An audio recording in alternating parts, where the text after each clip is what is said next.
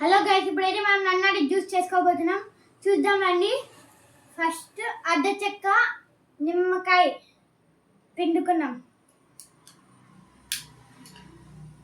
పిండుకొని తర్వాత 2 స్పూన్లు సబ్జాలు 2 స్పూన్లు వేసుకొని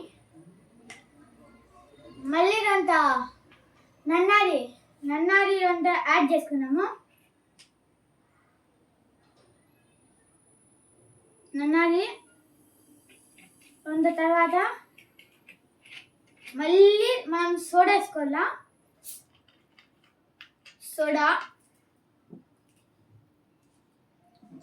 యాడ్ చేసుకొని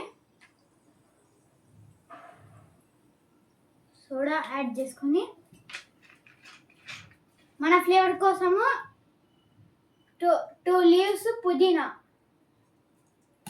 వేసుకున్నాం. ఇప్పుడు మన జ్యూస్ రెడీ అయిపోయింది. చూడండి గైస్, ఇప్పుడు ఎట్లుందో తాగేసి చూద్దామా గైస్.